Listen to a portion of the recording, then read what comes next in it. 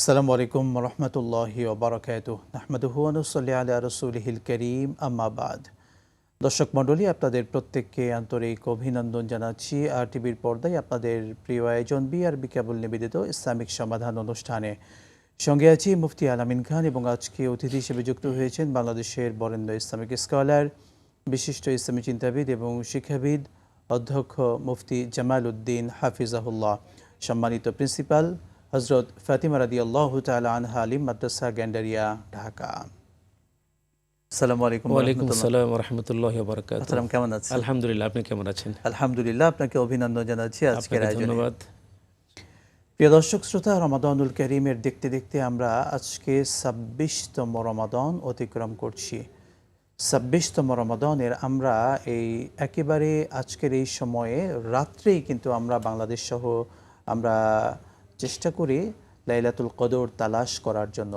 আল্লাহ নবী সাল্লাল্লাহু আলাইহি ওয়াসাল্লাম যদিও আমাদেরকে নির্দেশনা দিয়েছেন রমাদানুল কারীমের শেষ দশকের বেজর রজনীগুলোতে লাইলাতুল কদর তালাশ করতে, আজকের বেজর রজনীতে আমরা লাইলাতুল কদর তালাশ করব।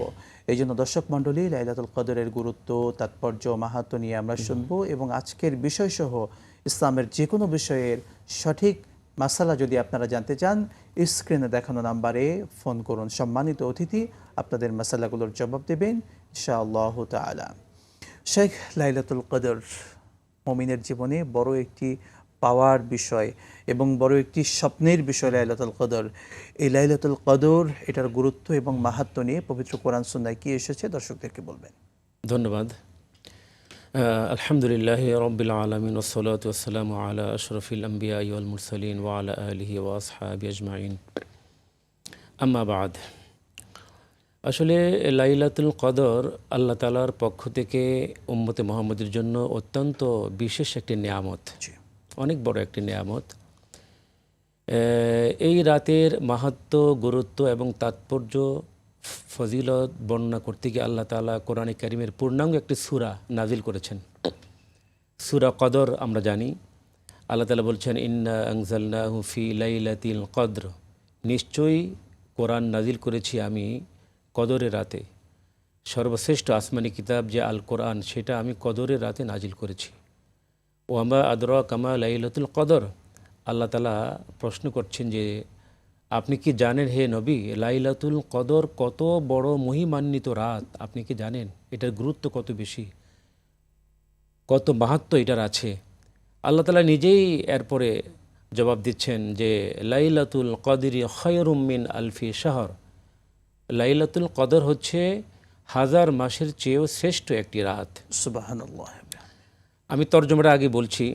তানাজ্জালুল মালাইকাতু ওয়ার রূহু ফিহা বিইذনি রাব্বিহিম মিন কুল্লি আমর, এই রাতে ফেরেশতা এবং অন্যান্য ফেরেশতারা এবং জিবরাইল আমিন সহ সমস্ত কল্যাণ নিয়ে পৃথিবীতে আগমন করেন। সালামুন হিয়া হাত্তা মাতলাইল ফজর, সালামুন হিয়া হাত্তা মাতলাইল ফজর, এই রজনী শুধু শান্তি আর শান্তি, ভোর হওয়া আগ পর্যন্ত, শবে সাদেক পর্যন্ত আল্লাহ তাআলা এই রাতে শান্তি বর্ষণ করেন। এই হলো এই সূরার সরল তর্জমা, অনুবাদ। তবে এটার একটা প্রেক্ষাপট আছে, অবতরণের একটা কারণ আছে। আল্লাহ রসুল তাফসির ইবনে কাসির, আল্লামা ইবনে কাসির রহমতুল্লাহ আলাইহি ওনার তাফসির গ্রন্থ উল্লেখ করেছেন যে আল্লাহ রসুল একবার সাহাবে কেরামদের কাছে বনি ইসরাইলের এক ব্যক্তির কথা উল্লেখ করেছেন যে এমন একজন ব্যক্তি বনি ইসরাইলে ছিল যে সে 1000 মাস পর্যন্ত আল্লাহর পথে লড়াই করেছে। এই কথা শুনে অনবদ্যভাবে, বিরতিহীনভাবে সে 1000 মাস পর্যন্ত ওই মুজাহিদ আল্লাহর পথে লড়াই করেছে। সাহাবায়ে কেরামরা হতভম্ব হয়ে গেলেন, আশ্চর্য হয়ে গেলেন যে আমাদের হায়াত তো অনেক কম, আমরা ওই আবেদের, ওই ব্যক্তির সমপর্যায়ে তো আমরা পৌঁছতে পারবো না। কারণ আল্লাহ নবী বলেছেন যে মা বাইনা সিত্তিন ইলা সাবঈন, এই উম্মতের অধিকাংশ মানুষের হায়াত হলো 60 থেকে 70-এর মধ্যে। ও আকাল্লু মা ইয়াজুজ, অল্প কিছু মানুষ 70-কে অতিক্রম করবে। তাহলে এই অল্প হায়াতের মধ্যে আমরা তো ওই ব্যক্তির ইবাদতের সমান আমরা ইবাদত করতে পারবো না। এই জন্য তারা একটু ব্যথিত হলেন, তারা একটু আফসোস করলেন যে আমরা হে আল্লাহর রসুল, আমরা তো ওই ব্যক্তির সমপর্যায়ে আমরা যেতে পারবো না।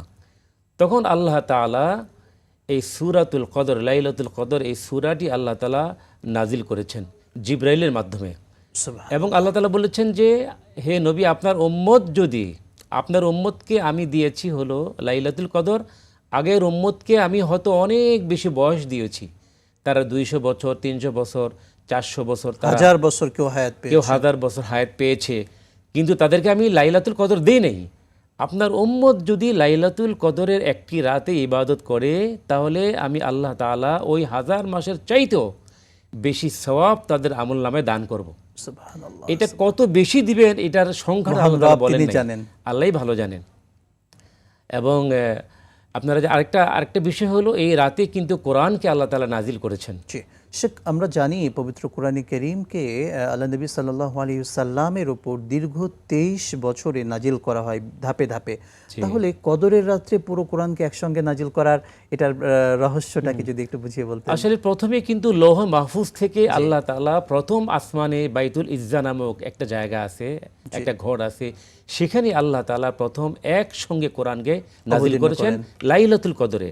এরপরে পর্যায়ক্রমে 23 বছরে যখন যে আয়াত দরকার, যখন যে সূরা দরকার, পর্যায়ক্রমে আল্লাহ তাআলা আমাদের নবীর উপর, বিশ্বনবী আকে নামদার তাজদারে মদিনা মুহাম্মদুর রাসূলুল্লাহ সাল্লাল্লাহু আলাইহি ওয়াসাল্লামের উপর সাল্লাল্লাহু আলাইহি পর্যায়ক্রমে 23 বছরে আল্লাহ তাআলা পুরা কোরআনকে পরে নাজিল করেছেন।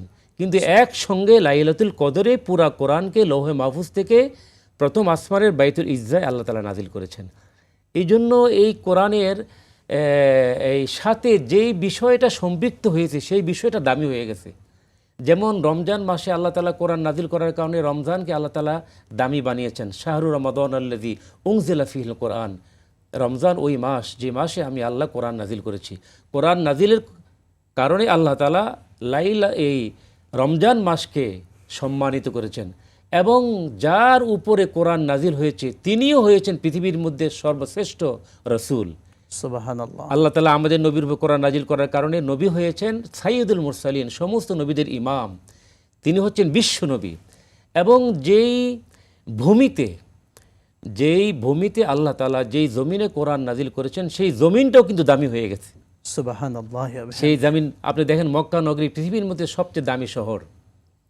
যে এরপরে গিয়ে যেই ফেরেশতার মাধ্যমে আল্লাহ তাআলা কোরআন অবতরণ করেছেন আমাদের নবীজির উপর, সেই ফেরেশতা হয়েছেন সাইয়্যিদুল মালায়েকা, সমস্ত ফেরেশতাদের সর্দার হয়ে গেলেন তিনি। জি। এবং আপনি জানেন কোরআন জান্নাতের ভাষা হবে আরবি। আর যেই ভাষায় আল্লাহ কোরআন নাজিল করেছেন সেই ভাষাটাকে আল্লাহ তাআলা এত দামি বানিয়েছেন, সেইটা হবে জান্নাতের ভাষা। এমনকি নবীজি বলেছেন, শুধু তাই নয়, তোমাদের মধ্যে যারা কোরআন পড়বে, যারা পড়াবে, কোরআন শিখবে, যারা শিখাবে, এবং তারাও পৃথিবীর মধ্যে সর্বশ্রেষ্ঠ দামি মানুষ হয়ে যাবে। সুবহানাল্লাহ। যেখানে একটা হাদিস আছে, আন ওসমান রাদিয়াল্লাহু তাআলা আনহু আন্নাহু ক্বালা রাসূলুল্লাহি সাল্লাল্লাহু আলাইহি ওয়াসাল্লাম খায়রুকুম মান তাআল্লামাল কুরআনা ওয়া আল্লামা। নবীজি বলেছেন, তোমাদের মধ্যে, তোমাদের সমাজের মধ্যে কত শিক্ষক আছে, কেউ বিজ্ঞান পড়ায়, কেউ আপনার ম্যাথ পড়ায়, কেউ বিভিন্ন বিষয় পড়ায়, কিন্তু নবীজি বলেছেন কোরআন যে শিখবে এবং শিখাবে তারাই হলো তোমাদের সমাজের মধ্যে সর্বোত্তম ব্যক্তি।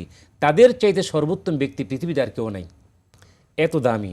কোরআন হচ্ছে এমন এক নেয়ামত আল্লাহ তাআলা পৃথিবীর মানুষের জন্য দিয়েছেন, যে লিতুখরিজান নাসা মিনাজ যুলুমাতি ইলান নূর, যে অন্ধকারাচ্ছন্ন মানুষকে মানব জাতিকে হেদায়েতের আলোকবর্তিত দেখানোর জন্য, হেদায়েত দান করার জন্য এই কোরআনকে আল্লাহ তাআলা এরকম নাজিল করেছেন। তো লাইলাতুল কদর প্রসঙ্গে আরেকটা কথা আছে, যারা লাইলাতুল কদরে ইবাদত করবে তাদের সম্পর্কে আল্লাহর নবী বলেছেন, ক্বালা রাসূলুল্লাহি সাল্লাল্লাহু আলাইহি ওয়াসাল্লাম মান ক্বামা লাইলাতুল কদরি ঈমানান ওয়া ইহতিসাবান গফারা লাহু মা তাকদ্দামা মিন যামবি।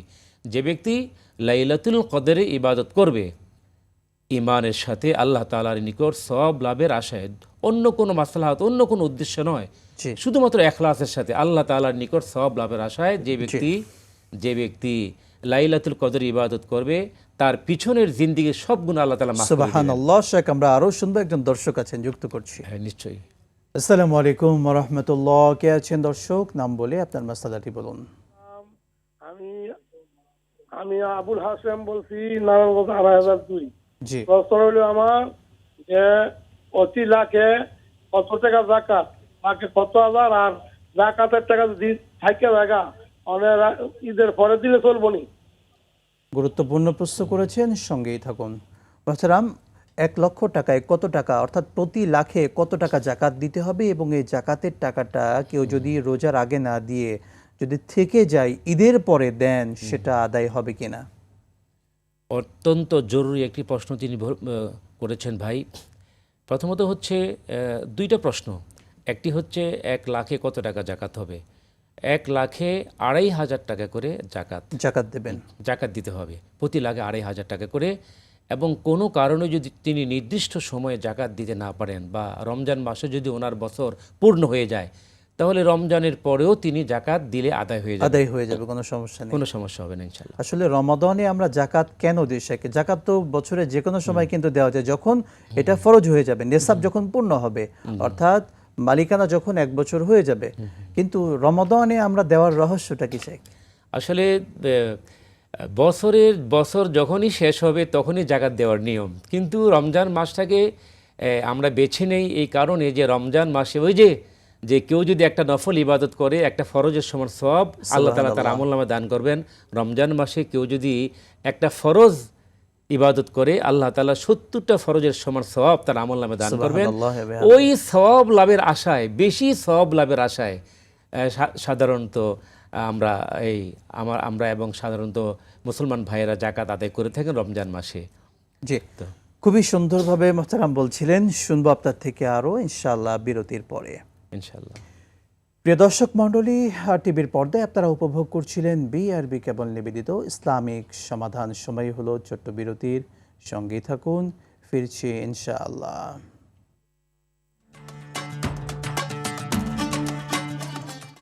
দীর্ঘপথ পাড়ি দিয়ে মানুষের আস্থা পাওয়া দেশের একমাত্র কেবল বিআরবি কেবল, বাংলাদেশের সবচেয়ে নির্ভরযোগ্য কেবল।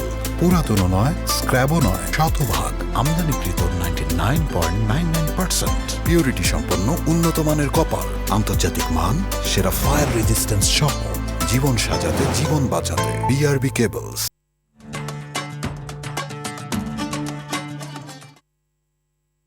বিরতির পর আবারও স্বাগত জানাচ্ছি দর্শক শ্রোতা আপনাদের প্রত্যেককে আর টিভির পর্দায় আপনাদের প্রিয় অনুষ্ঠান বিআরবি কেবল নিবেদিত ইসলামিক সমাধান অনুষ্ঠানে।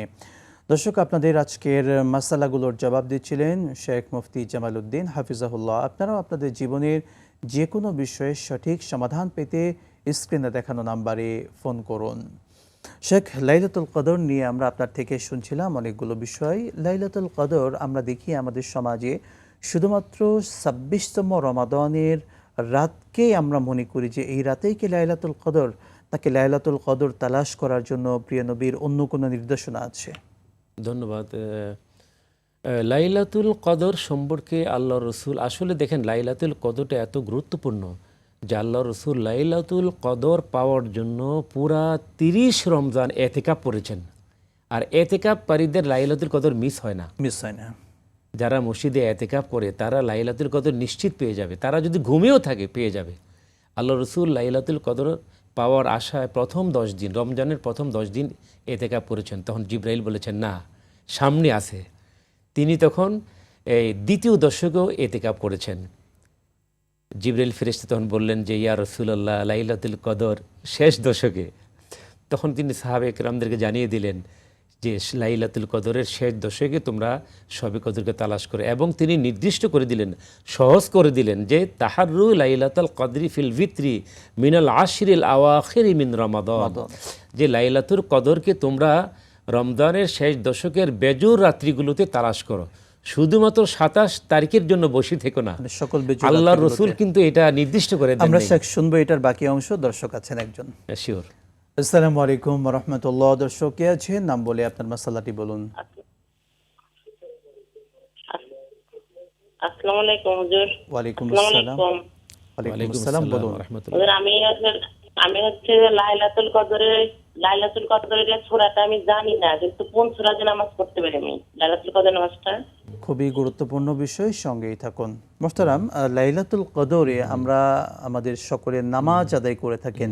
আসলে কদরের নামাজ পড়ার জন্য স্পেশালভাবে কোনো সূরা আছে কিনা? সূরা কদরই পড়তে হবে না অন্য সূরা দিয়েও পড়া যাবে?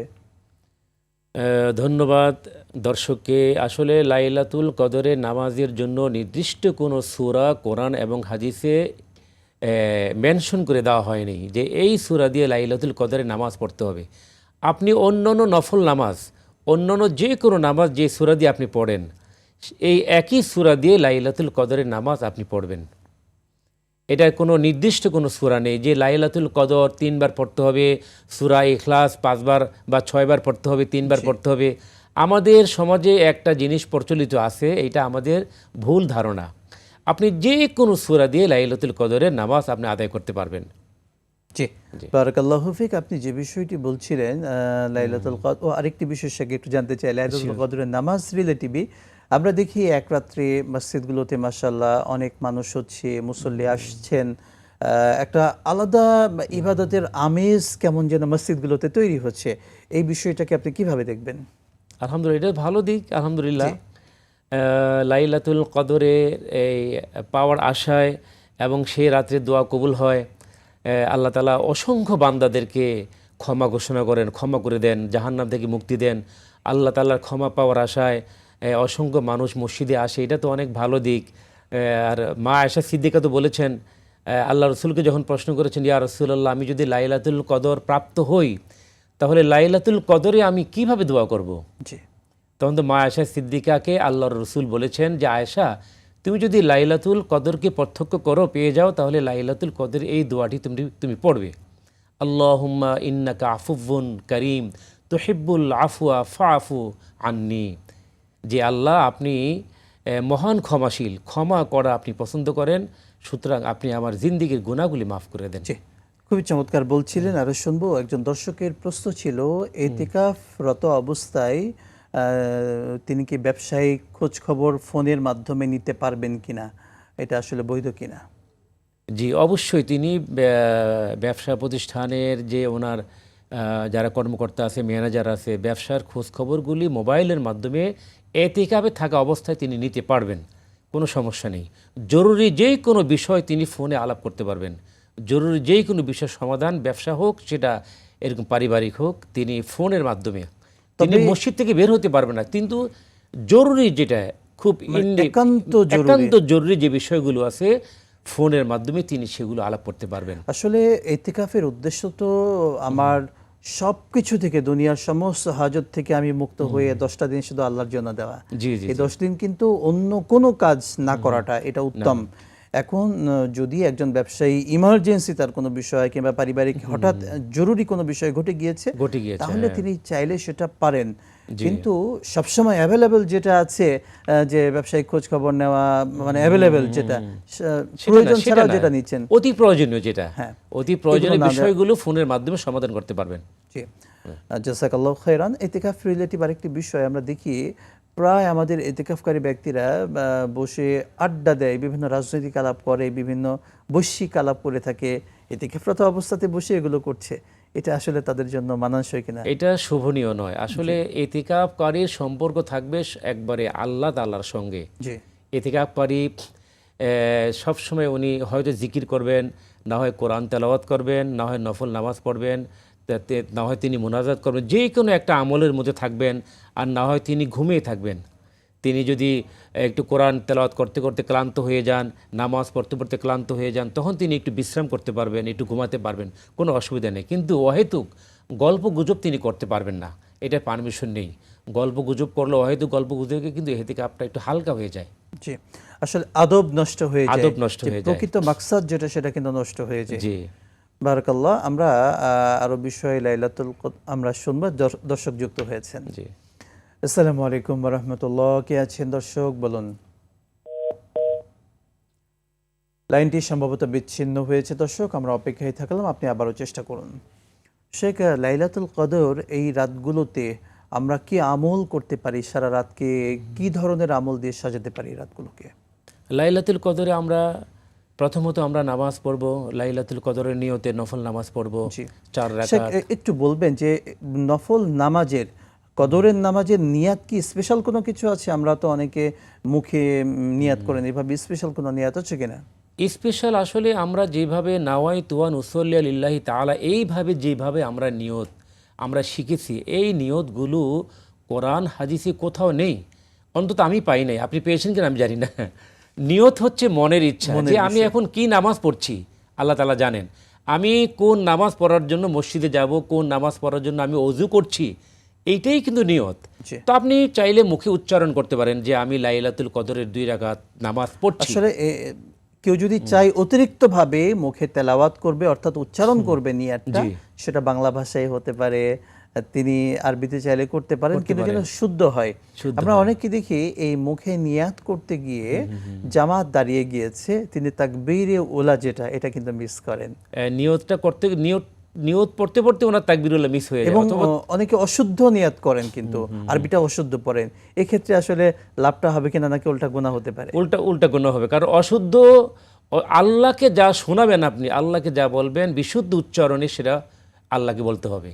নামাজের সেটা কেরাত হোক, সেটা যে কোনো তাসবিহ হোক, আত্তাহিয়াত, দুরূদ শরীফ, দোয়া মাসুরা, দোয়া কুনুত, নামাজে যেগুলো আমরা পড়ি নিয়ত সহ সবগুলি বিশুদ্ধ উচ্চারণে হতে হবে। এই জন্য বিশুদ্ধ উচ্চারণে কোরআন তেলাওয়াত করা এটা ফরজ, অবশ্য করণীয়। এটা এতে কোনো মাফ নাই। আপনাকে ওয়ারাত্তিলিল কোরআন তারতিলা, আল্লাহ তাআলার নির্দেশ আছে ওয়ারাত্তিলিল কোরআন তারতিলা, বিশুদ্ধ উচ্চারণে এবং সুবিন্যস্তভাবে তোমরা আল্লাহর কালামকে তেলাওয়াত করো।